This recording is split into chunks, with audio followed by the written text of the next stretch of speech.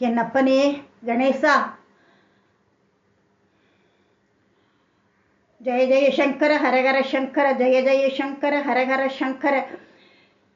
காஞ்சி வாசாய் வித்மகே சாந்தஸ்வரூபை தேமகி தன்னோ சந்திரசேகரேந்திர பிரச்சோதயாத். தெய்வத்தின் குரல் ஒவ்வொரு இல்லத்திலும் ஒலிக்கணும். தெய்வத்தின் குரல் ஒவ்வொரு ஆத்திரையும் வாங்கி வைங்கோ. தினம் ஒரு பக்கமானும் படிங்கோ. ரொம்ப விசேஷம் பகவானோடது. இன்னைக்கு நான் எடுத்துட்டு இருக்கிறது தெய்வத்தின் குரல் 3வது பாகம், பகவத் ஸ்மரணை. எப்பவுமே பகவானை நினைச்சுட்டு இருக்கணுங்கிறது தான். இப்போதும் சரி, எப்போதும் இது வரைக்கும் செய்ய முடியாட்டாலும் இன்னிலேருந்தாவது நாம் செய்ய வேண்டியது பகவத் ஸ்மரணையை அழுத்தமாக ஆழமாக ஏற்படுத்தி கொள்வது தான்.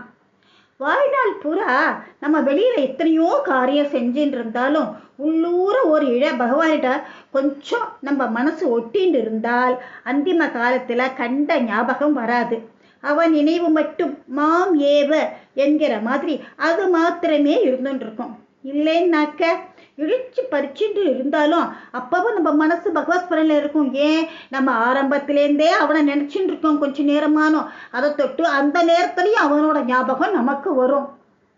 அப்படி இல்லையா, அனையாச மரணமா இயற்கையாக ஆயிடுத்து அப்போ அவனையே நினைக்க தோணும். அந்த ஒரு சில க்ஷணம் இருந்தாலும் பகவான் நினைவில் மூழ்கிவிட முடியும். திடீரென்று உயிர் பெயர்த்து அப்போ பகவானே அந்த பகவத் ஸ்மரணை தானாகவே அந்த பகவத் ஸ்மரணை நிற்கும். பிராண பிரயாண சமயே கபாவத பித்த, உயிரின் நெடும் பிரயாண சமயத்தில் கபாவாத் பித்தங்கள் கட்டி இழுக்கிற போது உன்னை எப்படி நினைப்பேனோ என்று குலசேகரர் மாதிரி பெரியவர்களே பயப்படுறார். பகவத்பாதாலும் இந்த பிராண பிரயாண பதப்பிரயோகம் பண்ணி இருக்கார். பிராண பிரயாண பவபீதி சமாவுலஸ்ய லக்ஷ்மீ நரசிம்ம மமதேகி கராவலம்பம். உயிர் பிரிய சமயத்தில் ஏற்படுகிற பயத்தை போக்க சகல பயத்தையும் நிவர்த்தி பண்ணும் லக்ஷ்மி நரசிம்ம மூர்த்தி தான் கைப்பிடியாக ரட்சிக்கணும் நம்மளெல்லாம் அப்படின்னு சொல்றார். சுப்பிரமணிய புஜங்கத்திலையும் அதே தான் சொல்லியிருக்கார். பிரணாயனேன் முகமகிய அனாதே, அனாதையான நான் நெடும் பயணம் கிளம்பும்போது அப்பா குஹா தயாளுவே நீ முன்ன நிற்கணும் அப்படிங்கிறார். திருப்புகழிலேயும் அதையே தான் சொல்லியிருக்கார். மகான்களுக்கெல்லாம் எப்பவும் பகவத்ஸ்மரணை தான். அதனால் அவளுக்கெல்லாம் பயங்கிறதே கிடையாது.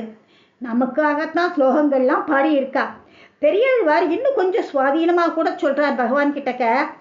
அப்போதைக்கு இப்போதே சொல்லி வைத்தேன், அன்னைக்கு என்னால் சொல்ல முடியாது, அதனால் இன்னைக்கே நான் சொல்கிறேனே. சரீரம் சமயத்தில் சாகிற சமயத்தில் உன்னை நான் நினைக்காமலும் போகலாம்.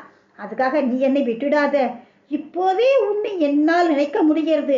அதனால் இப்போது செய்கிற இந்த ஸ்மரணையே அப்போதைக்கென்று ரிசர்வ் பண்ணி வச்சுக்கோயே அப்படின்னு கேட்குறார். ஆனால் கிருஷ்ண பரமாத்மா கீதையில் என்ன சொல்லிட்டார்? பகவத் ஸ்மரணத்தை பகவான் ரிசர்வேஷனாக நினைக்கல, கடைசி காலத்தில் நினைக்கத்தான் சொல்கிறார். வாழ்நாள் பூராவும் என்னை நினைத்து கடைசி காலத்திலும் என்னை நினைச்சுக்கோ அப்படின்னு சொல்கிறார். தஸ்மாத் சர்வேஷு காலேஷு மாம் அனுஷ்மர, அதாவது சர்வ காலத்திலும் என்னை எப்போது நினைச்சுட்டே இரு. அப்போதான் கடைசி காலத்திலும் அந்த நினைவு வரும். சாவு ஒன்றும் பெரிய விஷயமே கிடையாது, சட்டை கிழியிற மாதிரி தான். சாகர சமயத்தில் என்னை நினச்சிக்கோ, என்னிடமே அடுத்த ஜென்மா இல்லாமல் என்னிடமே உனக்கு அடுத்த ஜென்மா இல்லாமல் பண்ணிடுவேன் நான். சரீரமும் சாவும் துச்சம்தான், அதில் ஒன்றும் கிடையாது. நான் மறு ஜென்மாவில் இதே இடத்துல இதே குடும்பத்தில் நான் மறுபடி பிறந்தால் கூட நமக்கு அது தெரிய போகிறது கிடையாது. நாம் இங்கேயே தான் பிறப்போம் என்று சொல்லவும் முடியாது. வேறு சூழ்நிலையில் வேறு தினசான மதத்தில் சம்பிரதாயத்தில் போய் பிறந்தாலும் பிறப்போம். ஆத்மா அதே தான், ஆனால் நமக்கு ஒன்றும் தெரிய போகிறதில்லை. சாகிற சமயத்தில் அவனை நினைச்சுண்டா அது போதும். இதற்கு மறுஜென்மா இல்லாமல் நாமே எடுத்துட்டு விடலாமே என்று பெரிய கன்செஷன் தரார். ஒருத்தன் மனசில் ஜாஸ்தியாக என்ன நினச்சின்னு இருக்கானோ அந்திம காலத்தில் அதே நினைவு தான் இருக்கும். சரி, இன்னைக்கு நாம் தூங்குகிறோம், அதுவும் ஒரு சாவு மாதிரி தான் அப்படின்னு சாஸ்திரங்கள்லாம் சொல்லியிருக்கு. தூங்குற போது நம்ம கட்ட மாதிரி ஒன்றும் தெரியாமல் ஞாபகமே இல்லாமல் தானே இருக்கும். அதனால தான் இப்படி சொல்லியிருக்கார். நித்திய பிரளயம் அப்படின்னு தூக்கத்தை சொல்லுவா.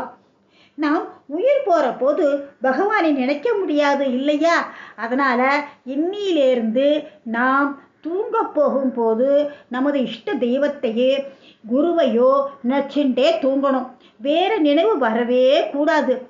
அது மாதிரி தினந்தோறும் நம்ம செஞ்சோன்னாக்க அந்திம காலத்தில் பகவானை நினைக்கிறதுக்கு உதவும். நம்ம ஸ்ரத்தையை பொறுத்து பரமாத்மாவே நமக்கு கை கொடுப்பார்.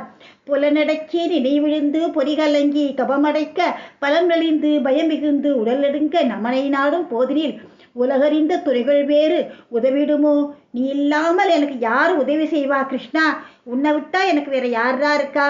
என்னப்பா, நன்றி, வணக்கம்.